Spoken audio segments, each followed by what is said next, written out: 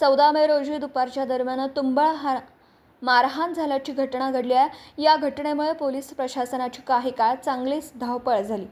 राहुरी तालुक्यातील मानोरी येथील गणपतवाडी येथे अल्पवयीन मुलीचे लग्न लावून दिल्याच्या संशयावरून दोन गटांमध्ये वाद झाले।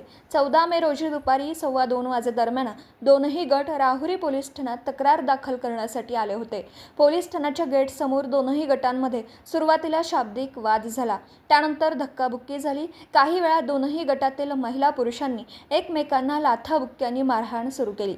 यावेळी मोठा आरडाओरडा झाल्याने पोलीस ठाण्यात ड्युटीवर असलेली अधिकारी व कर्मचाऱ्यांनी तात्काळ बाहेर येऊन मारहाण करणाऱ्या लोकांना चांगलेच बदडून काढलं। त्यानंतर 4 ते 5 जणांना ताब्यात घेतला। या घटनेबाबत दुपारी उशिरापर्यंत कोणताही गुन्हा दाखल नव्हता। सदर घटना ही अल्पवयीन मुलीचा विवाह लावून देण्याच्या संशयावरून झाल्याची चर्चा सुरू आहे। पोलीस प्रशासनाने या घटनेबाबत सखोल चौकशी करावी, तसेच अल्पवयीन मुलीचा विवाह लावून देणारे नातेवाईक व इतर लोकांवर तात्काळ कारवाई करून गुन्हा दाखल करावा अशी मागणी जनतेमधून होत आहे।